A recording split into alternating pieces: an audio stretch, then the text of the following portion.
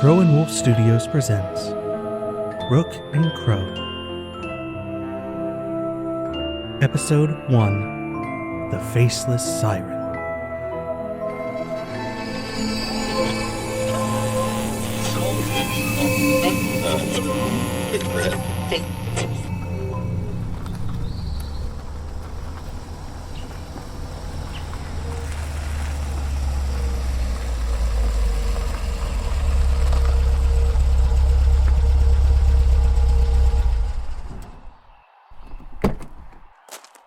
Let's see here. Ah, there you are.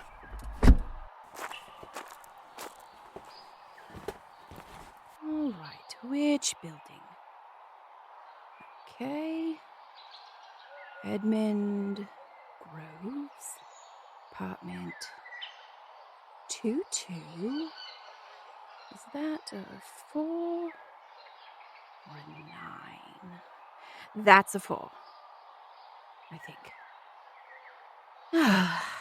And no return address. Well, it's probably cursed, but that's none of my business.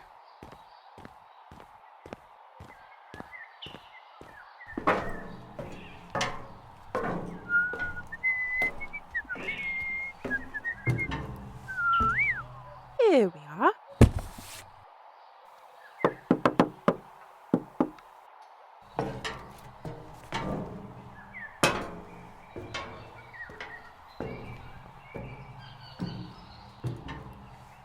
I should get glasses.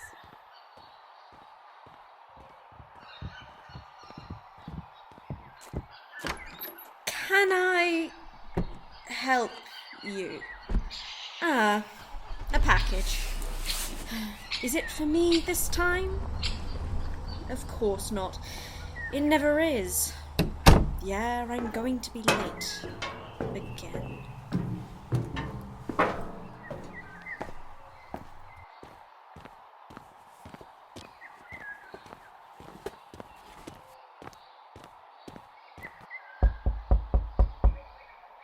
Lester, get the door. Yeah, I'm already on it. Lester! I know.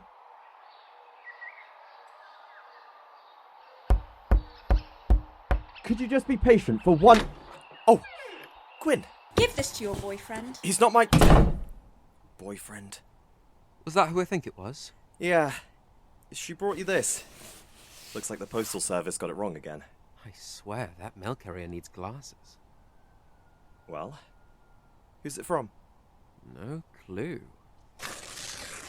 And you're just going to open it? Well, it's got my name on it. But what if it's cursed or something? Then it's my lucky day. Now, what do we have here? Is that a rock? It's a necklace. I suppose a rock on a string does technically constitute Will it. you shut... Oh, hold on, it came with a note. What's it say? It says... Oh, hold on. Oh, is that the time? Oh, damn it, we have to leave now, we're going to be late. No, we won't. We're taking the tunnel. But, Edmund, people have gone missing. Don't be silly, Lester. They were found dead on the side of the river. The tunnel has nothing to do with it. That doesn't make it any better.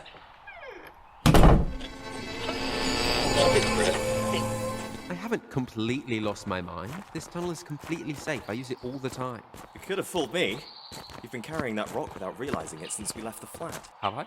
Oh, I obviously meant to bring it with me. Just thought I'd study it on the way. You know how I am. I just love weird rocks. Ah, very convincing, me. Just put the cursed necklace on and keep moving. Unless you want to be doubly cursed. That's not that cruel. Why do we have to take this creepy old tunnel anyway? It's old, falling apart, and honestly doesn't even save that much time. It's not like it's going to collapse anytime soon. Even if it does, it'll just make things more compelling, don't you think? Compelling? You really have lost your mind, haven't you? Do you actually intend on getting to class on time? Wait, shut up for a second. Do you hear that? Hear what? Shh. Just listen for a moment. That sounds like... A music box. Are Are you sure? I know a music box when I hear one. Wait a moment. Who's playing it? My question exactly. Don't tell me you actually know what this is. Come now, Lester. Aren't you the least bit curious? You're a real bastard, did you know that? Oh, do try to keep quiet. Something tells me that our mystery musician isn't overly fond of loud noises. Right.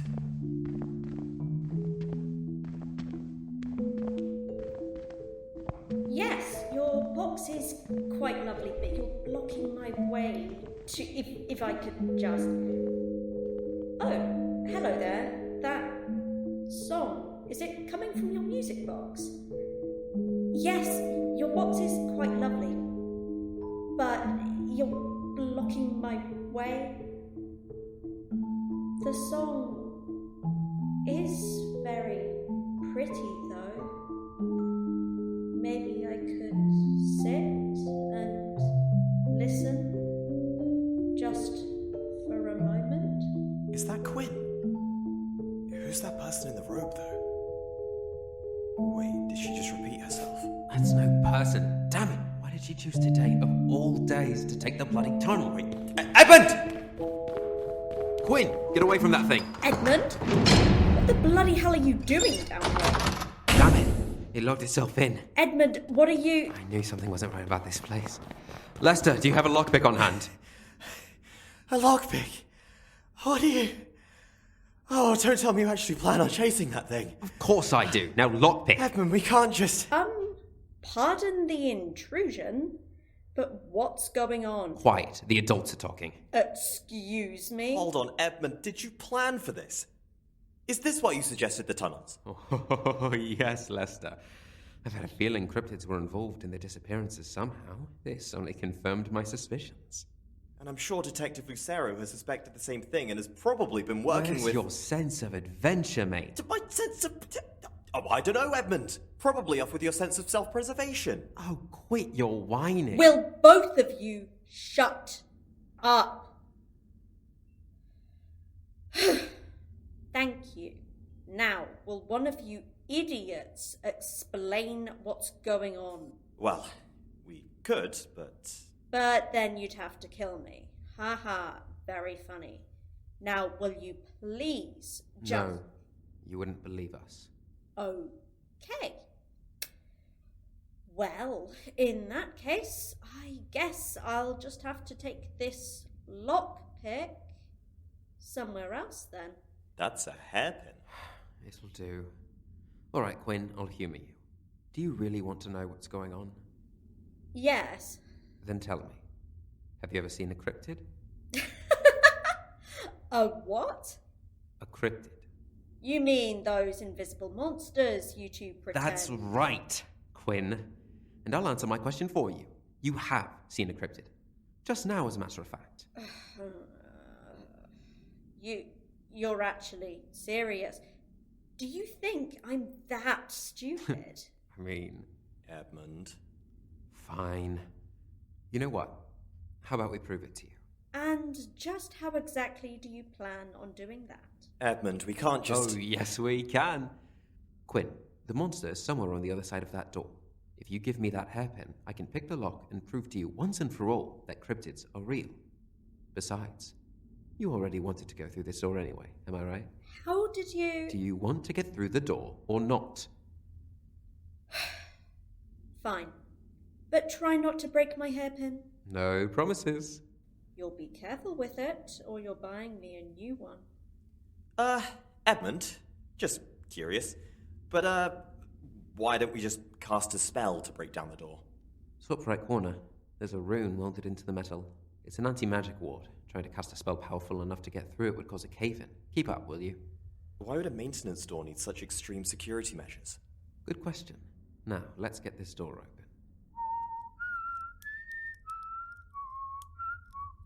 That tune. Why does that sound so familiar? Because you've heard it before? Thanks, Captain Obvious. But where? When?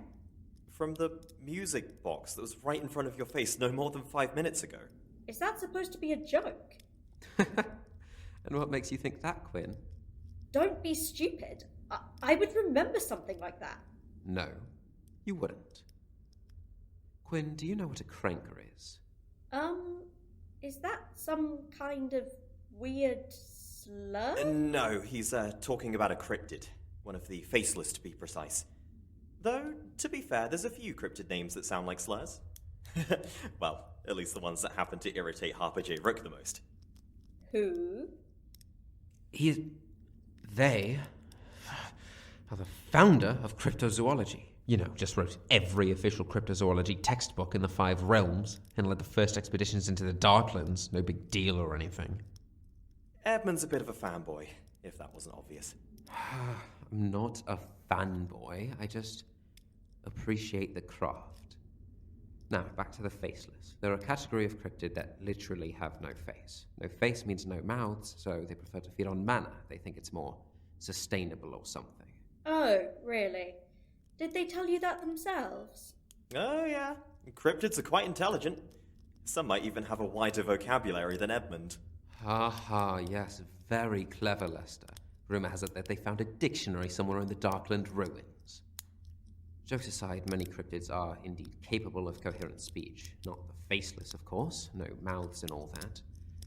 Harper J usually found them near mana wells. It's speculated that it's because they're the largest or closest supply of mana.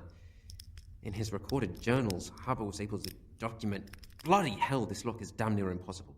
Oh, for Mordred's sake. Let me do it. By all means, knock yourself out. Literally, do everyone a favour.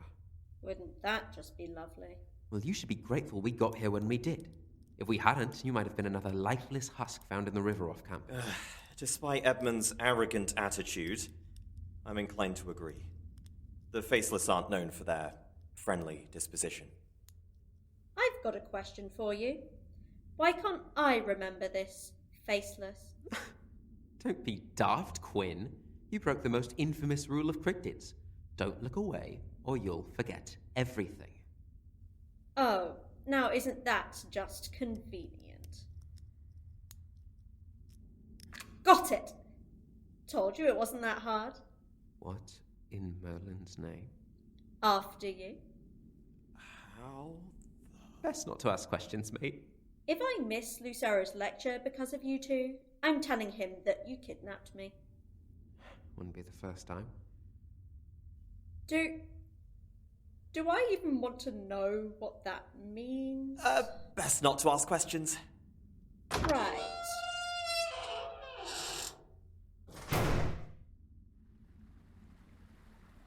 It suddenly got quite dark in here, didn't it? Great observation, Detective. If it's all the same to you, I can see just fine. Oh, you've got glasses, but can see in the dark just fine. Myriad mystical mysteries abound within me. For Merlin's sake, Ed, quit being such an arse. Orb of light. That's, well, it's better, I guess. Are we sure that this room is for tunnel maintenance? Looks like a warehouse. In remarkably good condition, I might add. Makes you wonder why they use such a powerful rune to keep people out. It does, doesn't it? Wait. Did you know this was here the whole time? Not exactly, but I had my suspicions. I've been trying to find this place for a while.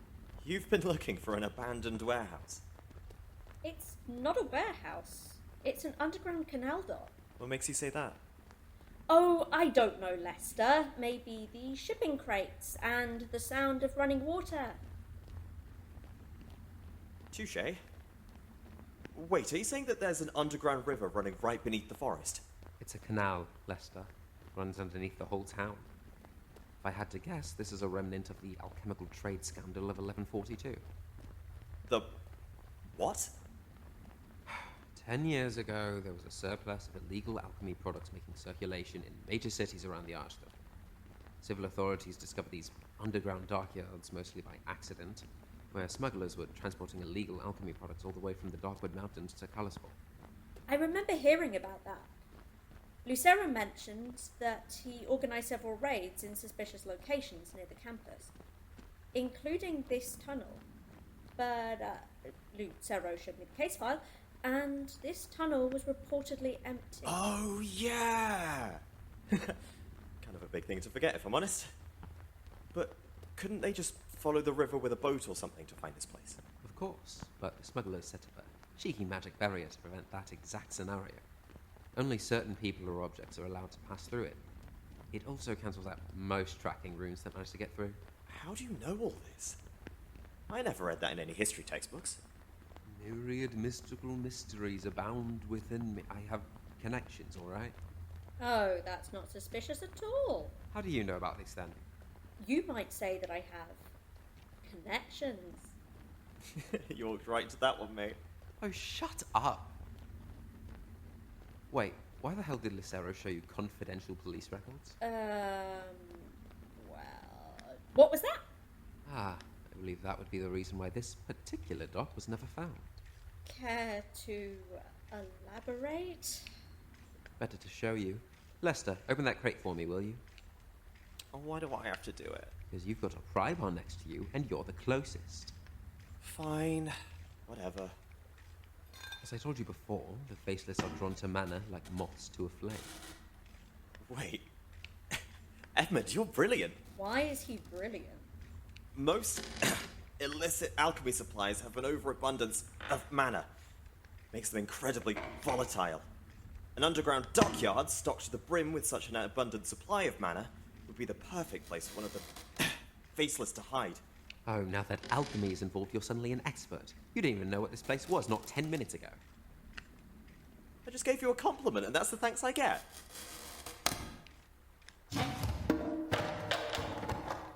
What the hell? Why isn't it empty? The crates that were left behind at other canal stops were cleaned out before the police arrived. So why is that one still full? Quinn, are you familiar with Detective Lucero's most recent investigation? Of course I am.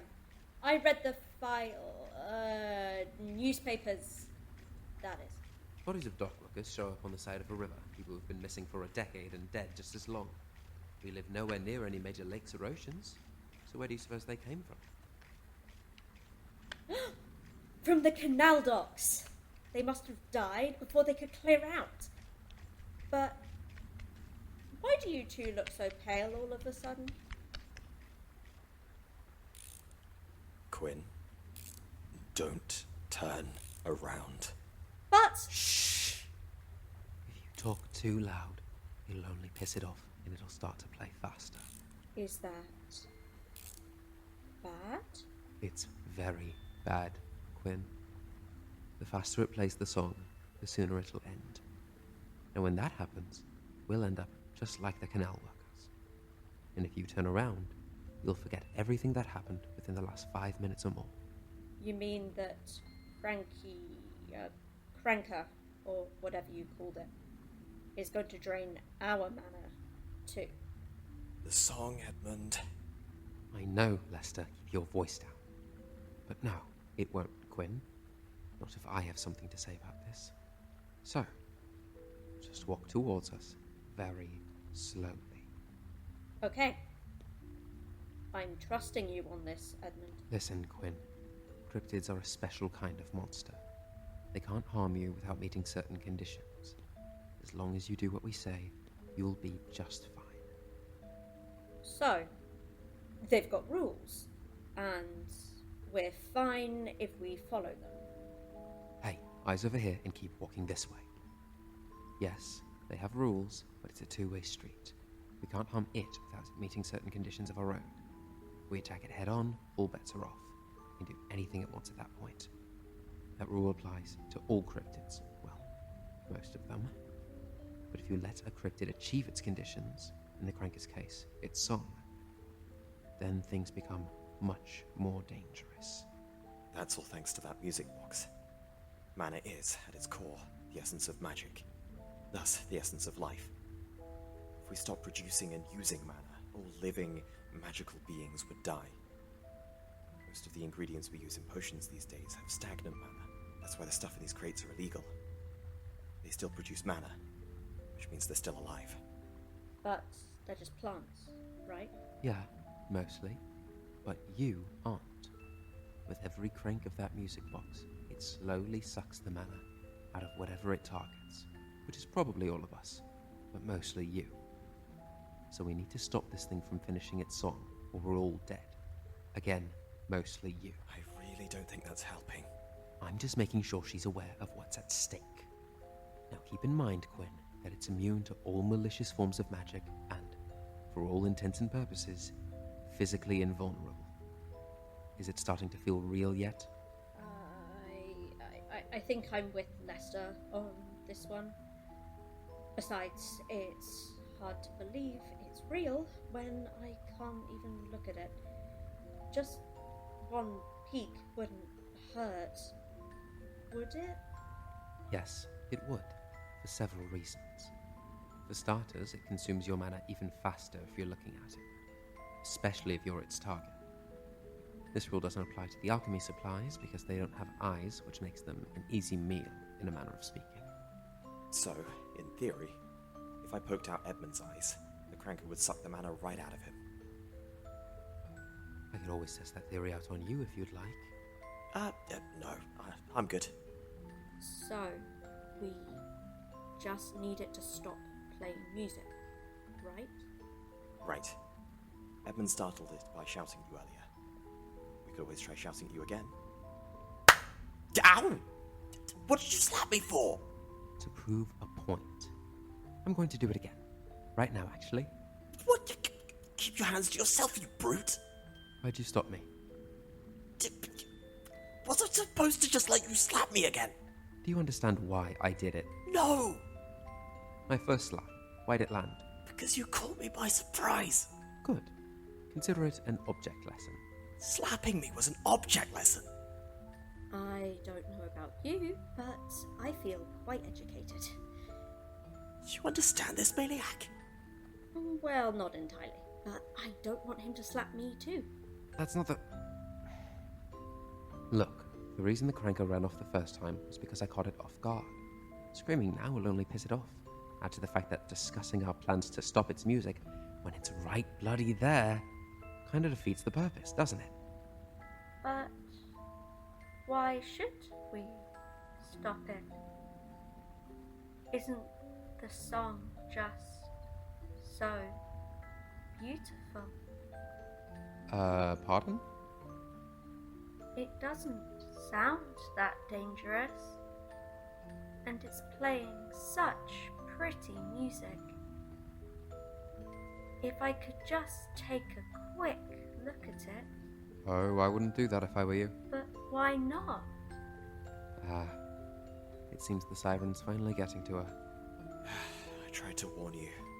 You did, but we're going to use it to our advantage. Quinn, do you want me to describe it? I can tell you what it looks like. Yes. Describe it for me. All right then. Now, where to begin? It's short. Like Edmund. Lester? Yes, Edmund. Shut up. Yes, Edmund. Good. Now, it's about as tall as me, very average height, mind you. It's wearing a tattered cloak that covers its entire body, with a hood that covers its face. Its hands are poking out of the front. The left hand is the music box, while the right hand turns the crank. You mean that it's holding the music box in its left hand, right? I know what I said. But does it look pretty? The music box? Yes. Lester, any opinions? Yeah. No, I don't think I have quite the vocabulary to adequately describe it, actually. Yeah, it's quite subjective, really. But, Quinn, do you want to turn around? Yes. Even after everything we've told you? Yes. Alright then. Do you want to know what it really looks like? What do you mean? Beneath its mud-stained hood is a shriveled head, covered in thin wisps of grey hair. Its big, ugly ears hang low, where it's forced to indulge in its terrible siren song. Edmund. Where the face should be is a wrinkled lump of boneless flesh. That's disgusting. Well, that didn't take long. Snapped out of it already. That's alright, because I'm just getting started. Edmund. The torso, arms, legs, nothing but ashen, emaciated skin and rotting marrow. Mana can only do so much to preserve life without proper nourishment, after all. Edmund, I really think you're starting to make it angry. Oh no, Lester, this is perfect. Besides, that's not even the best part. We can't forget the hideous music box. Why are you antagonizing it? The wood, rotted. The crank, nothing but a rusty metal wire that sticks from the right side of the stale grey cube, crudely bent at several angles like a broken accordion. And the cherry on top, its left hand is fused to the bottom like vines creeping up a garden wall, filling the moldy cracks like mildew. It cleverly hides this ugliness behind a magic haze of beautiful music, like a siren without a face for its no doubt uglier mother to love. Have you lost your bloody mind? Not at all. I'm as sane as ever. Everything's gone according to plan. I don't know, Edmund. I think it looks pretty pissed off. I thought I told you not to look. Look at what? You were so close to the finish line. Incinerate!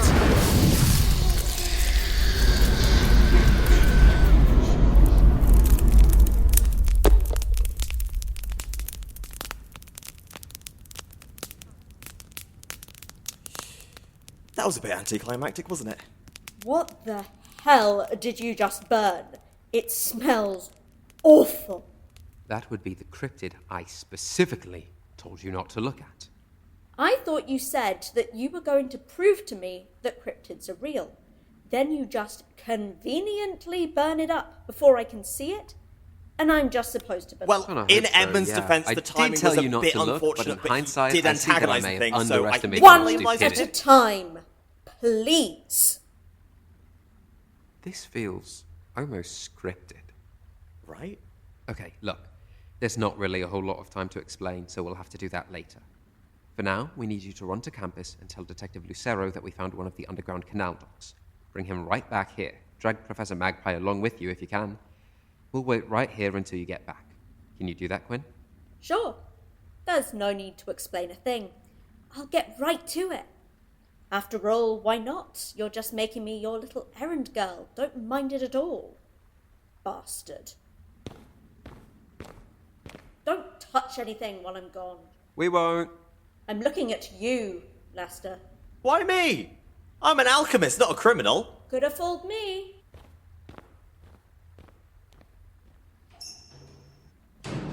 Well, that was rude. Is she gone? I assume so. But, Good. Touch everything, but don't take anything. I'm looking for something specific. And that would be... A cult symbol. Among the names of the dockworkers who went missing 10 years ago were the names of people who were affiliated with the Iron Serpent. And that means... what, exactly? Do I have to explain the reason behind everything I do? It would be kind of nice, actually, yeah. Just do it. I'll explain later. I just want to get the jump on it before Lucero gets involved. I'll never understand you. But, may I ask another question first? If it's quick. Oh, well, never mind then. Are you sure? Yeah, Then let's split up. Cover more ground. right. I'll head that way and yell if I find anything. I'll stay here for now, then move the opposite direction. Sound good? Yep. Let's get moving then, before the detective shows up. Right. Alright, let's see here. Wait, is that? What in the arches? You aren't supposed to be here. How interesting. Find anything yet? No, nothing yet.